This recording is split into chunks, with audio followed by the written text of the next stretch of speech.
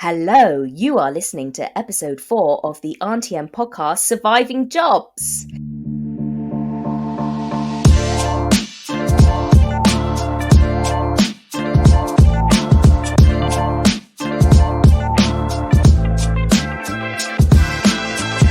I'm here with me, Auntie M, and Auntie P. Hello.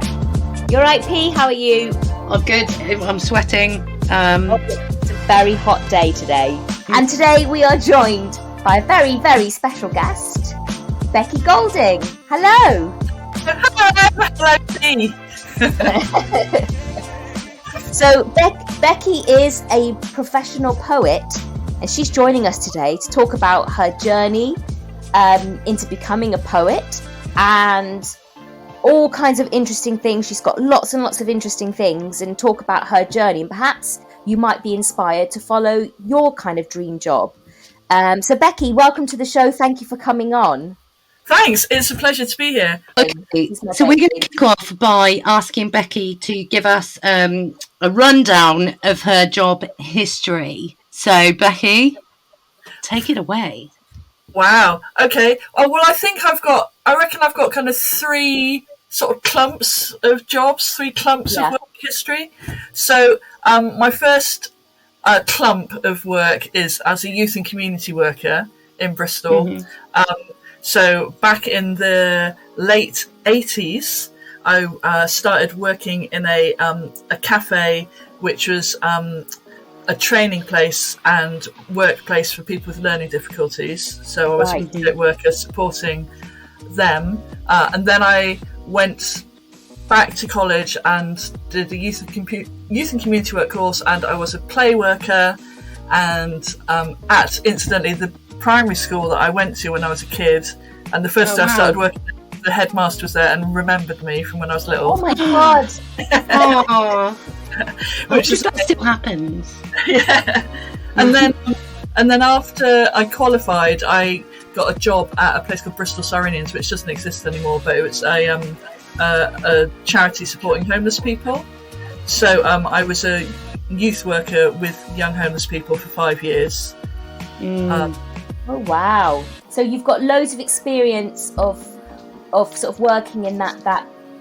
Was that something you wanted to do at the time? I assume you were like out there to. I think in some ways I fell into it. After I left school, I was unemployed for a little bit, and there used to be a work scheme called the Community Programme, which it was kind of part-time work funded by the government, and you could get loads of training. And it just happened that a boyfriend's mum at the time worked at CSV and knew that there were some placements there, which is the place of people with learning difficulties. So I fell into it, but kind of very quickly really felt at home there, and like it was kind of what I wanted to do. And I guess like my mum had worked with people with learning difficulties when I was a kid, and I'd gone to projects with her, and so it was sort of kind of part of my upbringing in some ways. I guess. It does take a certain type of person, I think, just to be able to do that kind of job. It is very difficult and very rewarding, but also, it's not for everybody. It's really hard. Yeah, super full on, especially the 5 years with people with learning difficulties. That was first of all in a day centre for homeless people generally, and we ran a kind of youth project there, and then afterwards got some different funding, which was for a kind of peer mentoring project. So basically I worked with a group of young people who either still were or had been homeless, and we would go to youth centres and schools, and they would talk about their experience of homelessness, trying to sort of show the risks and also where people could get help. But yeah, it was fun. How old were you at that time? I was so that was probably between kind of 25 and 30. So, and actually when I started working there, I was kind of hanging out with quite a lot of squatters and people in sort of temporary accommodation. So, there were people had a lot of similarities, and especially, when people, the sort of homeless at home, the hidden homeless, people couch surfing and all that, it wasn't a million miles away from my personal experience, some of it. Yeah.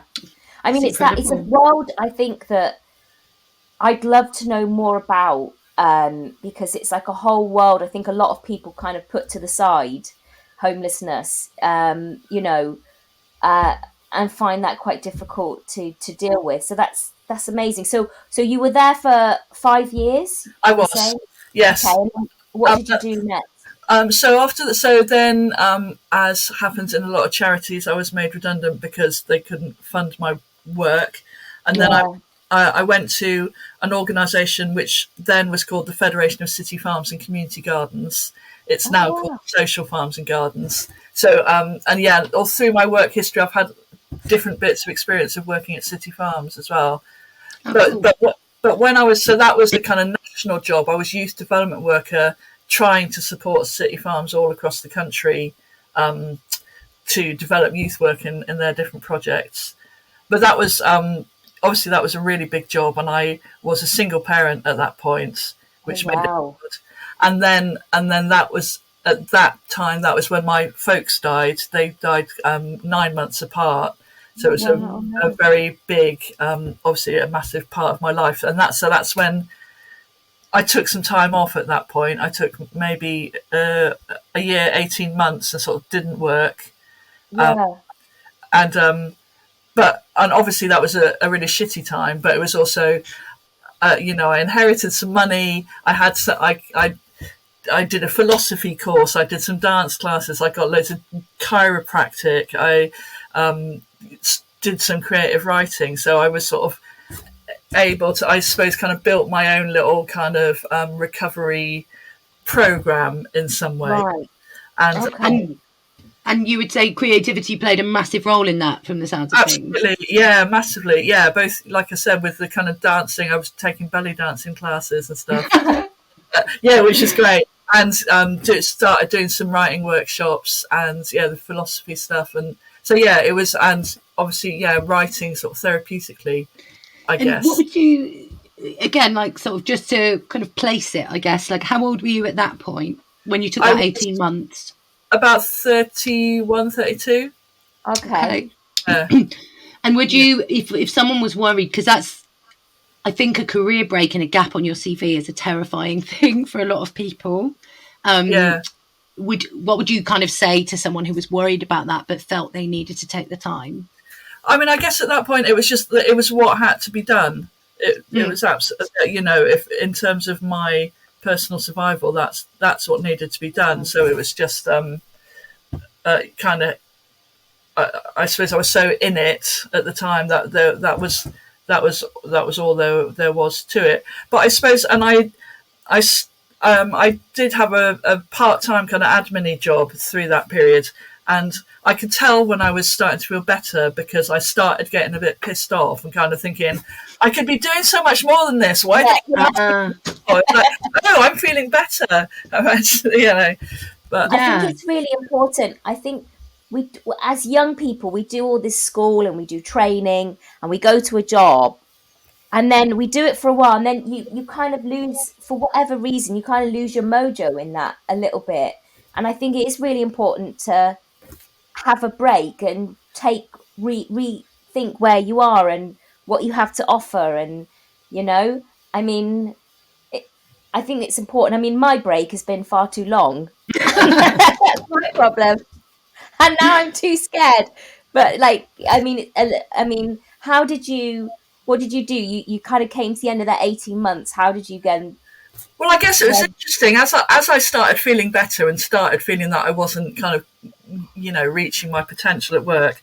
I suppose I also realised when I had been doing youth and community work, it was amongst a lot of my colleagues and peers, there was a kind of progression where you were a project worker and then you became a project manager, and then like the next thing that you do would be become a trainer. And I Right. kind of started just kind of buying into that without thinking about it. So actually the break also allowed me to go, actually, I don't want to be a trainer. So it was, Yeah. And I guess in the end, it was absolutely fortuitous, and I hadn't planned it at all, but I saw an admin job advertised, a 3-day-a-week admin job advertised for a magazine that was in Bristol at the time called The Spark, which was a kind of independent monthly freebie. It was actually distributed all around the southwest, kind of 50 miles radius of Bristol.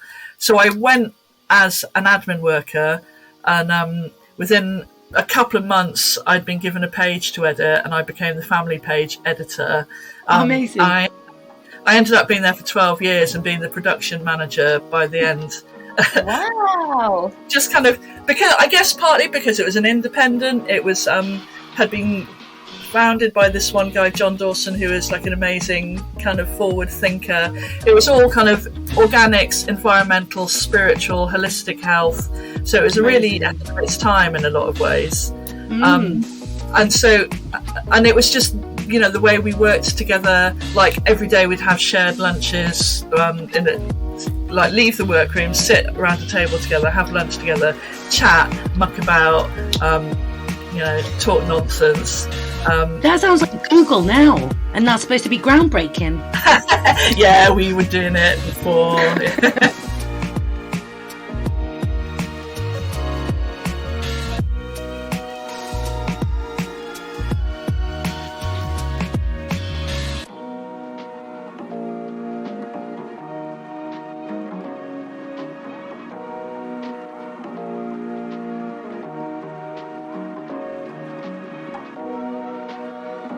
Another part-time job that I have now is that I work for a forest school company called Muddy Faces, and I've helped them create a kind of it's a free outdoor hub full of events and activities and policies and research and reports and anything that somebody wanting to do outdoor play or forest school.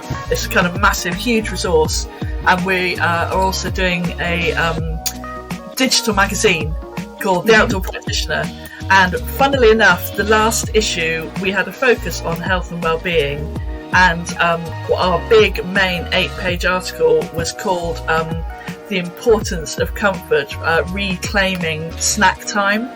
And it was actually, a lot of the time, the most important thing that you can do when you're working outdoors with kids is sit around a fire and make a hot chocolate. Wow. That's so important. I mean, you'll have to send us the links for that. We can send that out, because that would be great to share. Because I think, as you know, we're sort of discovering ourselves on this podcast when we're talking to people, is how important connections are, and community, and, you know, just learning one new thing or remembering something, just to kind of, because we just feel so lost sometimes. Yeah. And just remembering that going and doing that with kids or doing that with a friend just really helps reconnect you. And absolutely, yeah, amazing. So is that magazine that you work for, is that still going? That is still going. And in fact, next issue, which is very exciting, we're going to print for the first time. The first 4 issues have been digital only. The next one is going to be, we're going to print it, and the next one has got a focus on risk and risky play with kids and the importance. Oh, wow. Hold on. This one's The Outdoor Practitioner. Your earlier magazine that you worked for, what was that called? It's called The Spark magazine. The Spark. Yeah, so like an absolute kind of heart and soul job, and yeah, I absolutely loved it. And is that one finished? Well, unfortunately, at the end, it went into liquidation. I think probably the classic, you know, basically it was a free magazine, and it was funded by advertisers, lots of small ads in the back, which were absolutely fascinating and hilarious sometimes.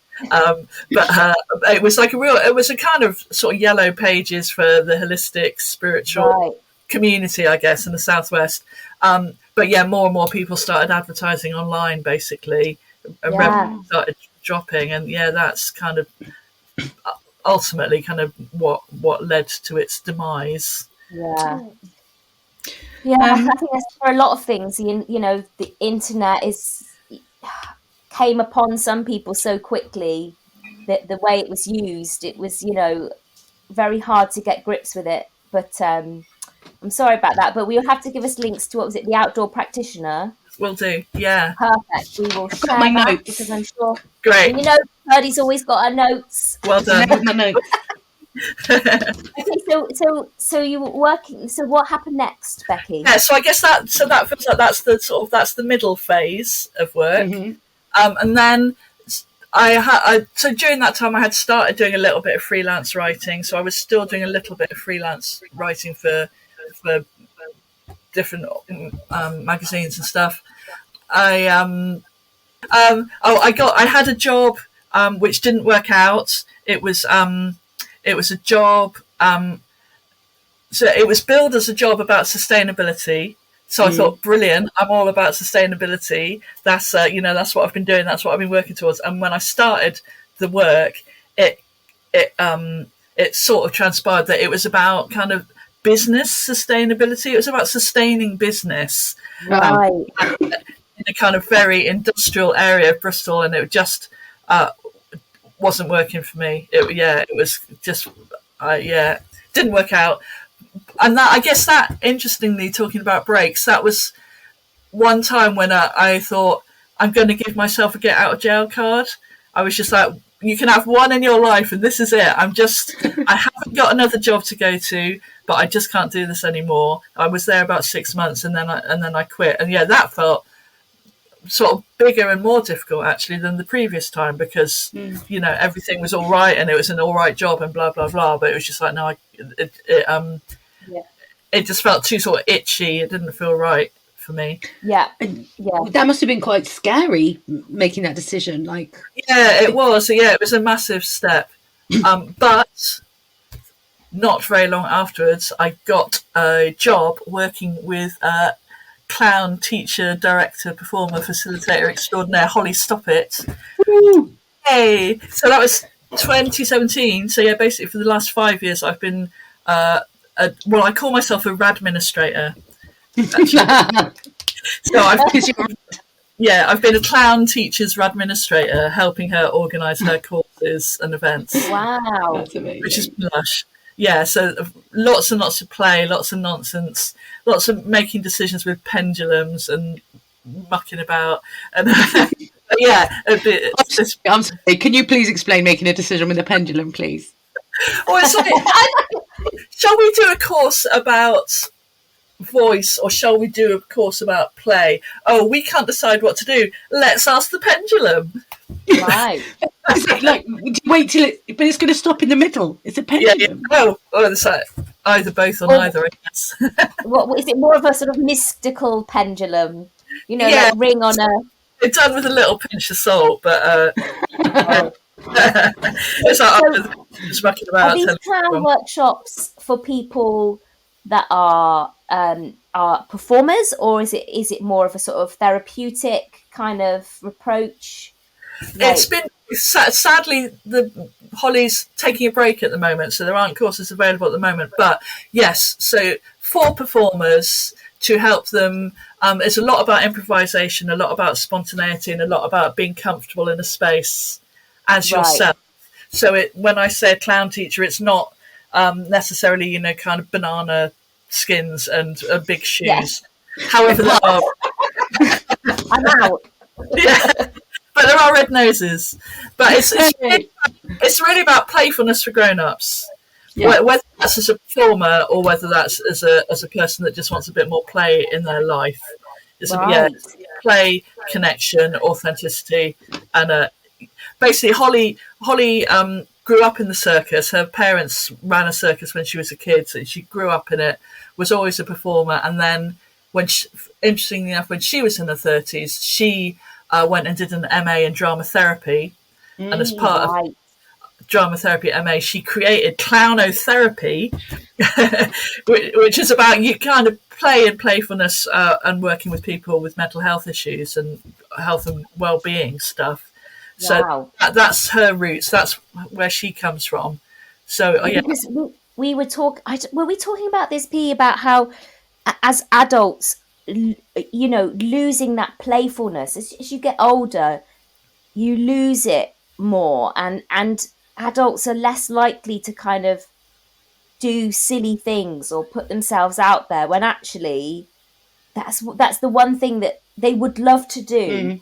It's like inside of them that I'm desperate to do that. That I'm too old. I shouldn't, just for kids. And it's like, it's not just for kids. I mean, I went to a Comic-Con yesterday. It was our first ever Comic-Con, and it was exactly that. Like, I was dressed up, and it was full of other adults all dressed up, and it was lovely because it was like we were playing and having fun and appreciating each other without anyone going, grow up or something. Yeah, absolutely. I think it's huge. It's massive for our well-being and for connection. And yeah, absolutely. It's all about embracing the inner idiot, being proud of stupidity, all of that stuff. But I suppose it started really helping me access my creativity and feeling confident about my creativity and kind of dropping sort of worries about being perfect and just do it, just see what happens, experiment. Failure is kind of part of the fun of it. In clowning, they call it playing the flop. So it's like, actually, when you fail, share it with everyone, and everyone can laugh at how ridiculous all of us are.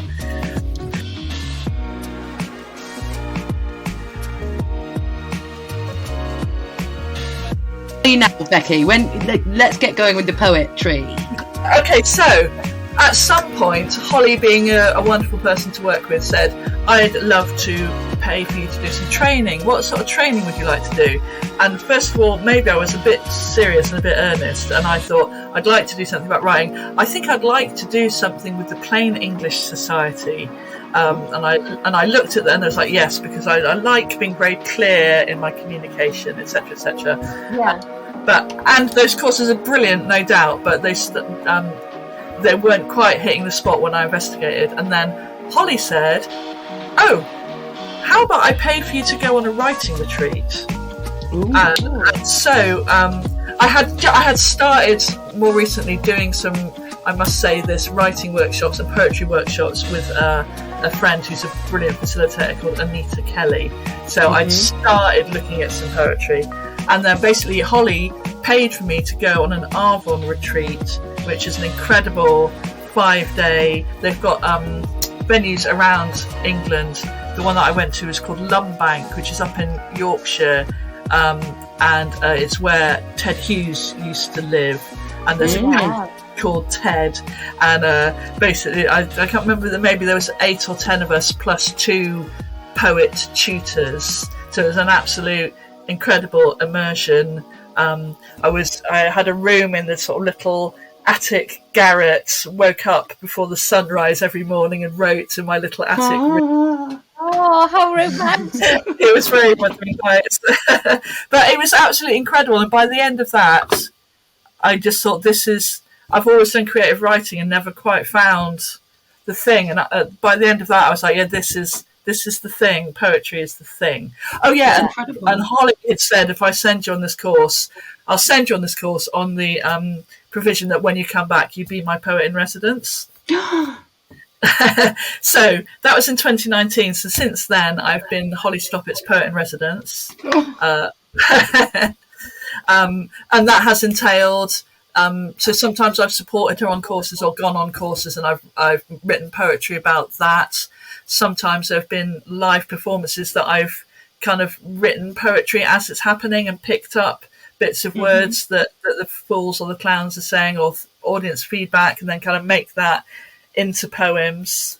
So that was really amazing to be a poet in residence. I definitely had imposter syndrome about that, but then you just got to stick with it. What I mean. Do you ever have a point where you're going, like, this is it, this is amazing, like, I'm really loving this, or are you like, poetry is one of those things, I feel like it's kind of got sidelined a lot in terms of writers and performers. It seems to me, niche. Perhaps an outsider, very niche in that world. Like, how did you... I guess so. Maybe that's why I never got into it before, because I always thought I don't understand it. I always thought I don't know how to do it properly. I always thought I can't do it. And so I guess so the stuff with Holly about creativity and spontaneity and authenticity, that made me just kind of go, I'm just going to do it. And if I say, how do I know I'm a poet? Because I say I'm a poet. If I'm writing poetry, I'm a poet. Just kind of put the poet hat on. So when was it, in 2021? Then I was supported by a friend to apply for an Arts Council grant for a fund called the Developing Your Creative Practice Fund, and basically from that I received money to be a poet for a year. Wow! So that was basically I was able to pay myself a day a week for a year to be a poet, plus loads of workshops, plus able to go to performances, plus subscribe to all the poetry journals, plus have a mentor, plus have some creative consultancies, plus have an art therapist. So basically that really was when I was like, oh my God, I'm actually doing it. I'm a poet. I'm a poet. I'm doing it. Yeah. So that was incredible. That's really important. I think there's so many people that have creative jobs that don't, if you like acting, you don't say, well, I'm an actress, unless you're like in a movie, but you are, if that's what the hat you want to wear and that's how you want to identify. I would also say Becky is very talented and her poems are amazing. Well, are you trying to say something? Oh, thanks, Pete. No, I'm just saying, she should be calling herself a poet.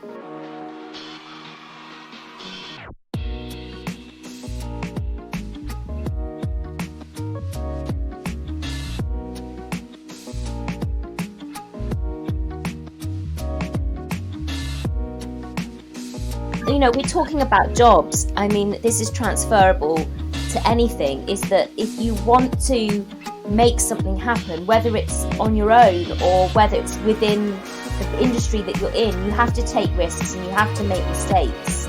Yeah. And I think, for example, I know I'm just talking about a certain someone in my house who I'm not supposed to talk about. But I know, yes, my husband. But I'm just saying he has worked very hard and he's taken risks and he's put himself forward, and now he's very good at his job and he's quite high up. Whereas I know there's other people that started the same time as him and they're still doing the same thing, but they're happy doing that. But they've never put themselves forward. But I think there's some people that in their minds they're worried. Especially women. I think women are a bit worried to push themselves or push an idea, and sort of go for something and go for a promotion and put themselves out there. So I think making mistakes is important. Yeah, absolutely. I mean, obviously I've had the kind of privilege to be in kind of creative industries that where maybe mistakes are, I don't know if that's true, maybe they're looked on less harshly. Yeah. I guess that makes me think about I want to tell you about my quim now. Okay. So, yes, please. we love a good quim story.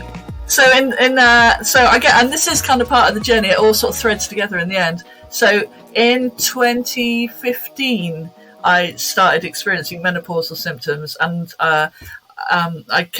there seemed to be a lot on the internet. There seems to be this accepted list that there's 34 symptoms of menopause. Mm-hmm. Just a few. So I just a few. Yeah. So I had shared on my personal Facebook page, here's my list of 30. Here's the 34 symptoms. I've got 28. How many have you got? And then so a whole load of my mates, we all started chatting, and then it was just like, oh my God, I've never had anywhere to talk about this to, or I've never seen that list. Nobody gives you information, blah, blah, blah, blah. There was a massive conversation that just sort of came from nowhere. It was like, floodgates had opened. And right at the end, somebody said, oh, Beck, why don't you set up a group?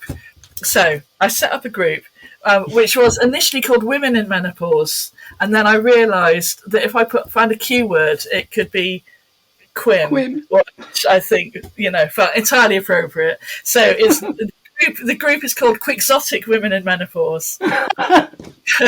Quixotic meaning can be about being unpredictable and rash and fiery, so it's entirely appropriate. But and now there's nearly 1,000 members in Bristol, UK, and across the world. So if anybody's looking for a supportive community to ask questions about whether you're pre, during or post menopause, find us on Facebook. We will add a link to that group as well, guys. Yeah, because I will be joining it. Yes, me too. It's kind of very down to earth, but super supportive. Yeah, it's a fab group. So I sound like an idiot. Hold on, but what is a quim again? Is it your pubic hair? Oh, it's the kind of lady parts generally. In general. General lady parts. Yeah. That's the official definition. But also, I have tried to do a bit of research, obviously, into the etymology of the word. And I think potentially it might come from the Welsh CWM cum, which is valley.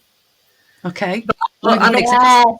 Yeah, and I found out that in the 1930s, it was also a kind of derogatory term for women in general. Just look at that group of quim. Oh. So reclaim it. Reclaim that. Yeah, I think it's a fine word. It is a beautiful word. Yeah. So moving on to the last part of the show, we're going to ask Becky a few quick fire questions that we've asked all her guests. Let me tell you. Sorry. Edit that out. So, at the end of my Arts Council funding, I was like, how on earth can I possibly carry on this poetry journey? So Bristol City Council, where I'm based, they have a fund called the Originators Fund for creative projects. So I applied to that with this idea about basically bringing all the things and all my experience together to create a spoken word night and workshop for older aging women in Bristol, recognising their creativity and wisdom and experience. And it's called Stone the Crones. And I got funding for that for 6 months. So yeah, that's the exciting thing I'm in the middle of. Last night was number 2. Wow. It's really great. So basically in the morning we do a workshop for 6 women, and in a 2.5 hour workshop we create together. Each person creates a poem from scratch. Mm-hmm. Get the chance to perform that in the evening if they want, and then the evening show has 10 open mic spots and 2 amazing kind of more recognised, well-known headliners. Mm-hmm. And it was just last night was brilliant and amazing. And it's just like everyone kind of knows what it is. They're like, oh my god, this is what we've been waiting for. It's really amazing. That's so special. And what sort of size audience do you get? Well, okay, so our venue is the cafe at Windmill Hill City Farms again. It's a really beautiful kind of barn-like cafe, and it's a kind of 40-45 capacity. So, and the first night in June was sold out. Last night was just below capacity. So yeah, we had kind of 40 or so audience. Superb. Yeah, which was really great, really fabulous. That's amazing. How many jobs have you got? Sorry, Mav. I'm going to shut up. You finish. Whatever. Carry on. Whatever. Look at that face. Go on, say your thing. I've forgotten the thing now. I was saying it's absolutely amazing to have. Becky. What is the question? Can I ask my question? Yes, of course, darling. Ask your question. Gracias. Okay, so my question is, how many jobs do you have at the moment going at once? Okay, well, so Holly has just left Bristol. She's she's having a career change. She's going for a new life, running resident meditation retreats at Sharp and Barton in Devon. So she's going to be at Bristol for it. So I'm not administrator for a clown teacher anymore, sadly. But so I work for Muddy Faces, doing the Outdoor Practitioner magazine, and I'm doing Stone the Crones, and that's it at the moment. Okay, amazing. And what about in the future? You did mention earlier you might be penning some lines for publication. Oh well, yes, I would love to be published. That would be a treat. I also want to, because of how successful already Stone the Crones has been, I want to try and make that into a bigger project with longer term courses and residentials, and I think there's lots of things we could do with it. and lots of people really, really like it. I would love to go away for a long weekend with women my age and talk about the shit that's going on, and then write stuff about it, even if my poetry was rubbish, or writing just to kind of get together and have that time. Like that would just we've talked about that, haven't we, P? Having like a therapy retreat, for people, for older people. This I think you need. It's almost like you need a refresh. You need that time. So, can you make that happen, Becky? Please? Yeah, let's talk later and get that sorted. Yeah. She's rubbing her face and rubbing her hand through her hair. Auntie Em is. She's a desperate woman. A desperate woman. I had a very intensive mother weekend, motherly jobs and responsibilities, and I'd like some wine in a field. And write some poetry about it. Okay. Oh, thank you, Becky. That's so interesting. I'm just... Yeah, you're amazing. What a guest. Really... Yeah. So I think we should call this portfolio career. Yeah. Honestly, we've had like a really portfolio career, and it's lovely the way it's like organic, and then kind of you've managed to pull all the best bits together. The writing, the editing, the management, the administrative skills, the menopause, the women, the poetry. It's brilliant, and you're still going with the sustainability and the kind of being nice to the planet. It does feel like it's sort of all come together entirely unintentionally. There was never a plan, but it does feel like it's falling together beautifully, which is nice. Well, we're glad that it is. So, just moving on to the last part of the show. We're going to ask Becky some quick fire questions, and then we're very lucky. Becky's going to read some poetry for us to lead the show out. I'm very excited about this. So, first of all, quick fire questions. Becky, what would you say is your best job and the worst job? Best job has got to be working for Holly Stoppet, clown teacher. Yeah, it's been an absolute joy working with her. Worst job was the aforementioned job, which wasn't actually about sustainability, was actually about industry and business and big stuff like that, which was too scary and not my bag. Okay. Yeah. Have you got a scurrilous or scandalous or tragic interview story that you could tell us about? Oh, okay. Well, yes. When I was 17, this is a definite thank goodness that didn't work out. I got a job as an insurance clerk. No, didn't get a job. An interview for a job as an insurance clerk, and but actually I was a little bit untogether at the time, and I got the date wrong. And then my dad said that he would take me to the interview, and I couldn't bring myself to tell him that it had been the day before and I'd missed it. So he took me to. I think the job was at the station, Templemead Station, and he took me there, and I went, I'll just jump out here and I'll see you in a minute. And I just kind of went into the station, did a walk around, and kind of went, I'll just nip around the back and come back through. And I don't know what the plan was really. Anyway, I kind of went around the back and came back through. And just as I kind of came back through the entrance, my dad walked in. To go, oh yeah, I've had it. It was really weird. It was really quick. It's lie upon lie. Terrible. So, Did you ever admit it to him? Never. Oh my God. This is the only time I've ever talked about it in public, so it's absolute confession time. Yeah. Well, thank you for sharing. Thank you for that. Okay, last question, Mercedes. You want to do it? Yeah, last question is, Becky, when you were little, what was your dream job you wanted when you grew up? I really wanted to be an actress. Oh, wow. Yeah. And you're sort of a performer, you're a creator. Yeah, it has. Yeah, sort of am. Yeah, I did kind of dance and drama and stuff for years and years and years, and yeah, that's what I wanted to do. But now you're finding sort of your own fame, your own celebrity in your poetry world. How kind of you to say. I guess it is about creativity, and it is about some performance. So yeah, in a funny kind of a way, I'm somewhere near it. Yeah.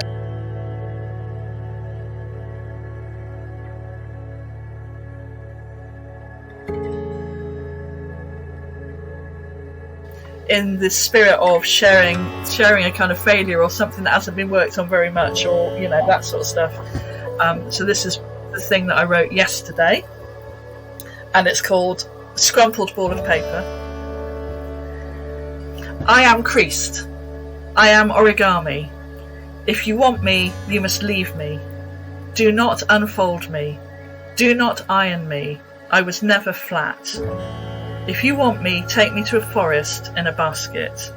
Leave me cosy in linen by a brook. If you want me, help me catch the flow. Catch the salmon jumping. Dragonflies in my hair. If you want me, do not look inside my folds. Do not remember a word I ever said. Leave me on the mountaintop. Lashes closing. Dormant in my acorn. Forget me. Forget me. Stand beside me. I am origami. I am a crane. Sail wings opening. If you want me, shade your eyes. Do not watch me as I fly away.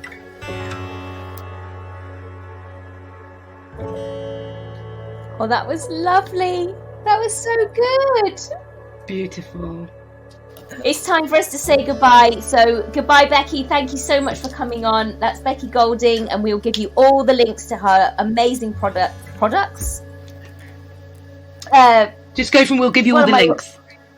We'll give you all the links to all the things and Stone the Crones and everything else that she does. There's such a big list. We'll be joyfully sharing all of that. And I hope that you found this today inspiring, and to make a risk and make mistakes and just to go for it.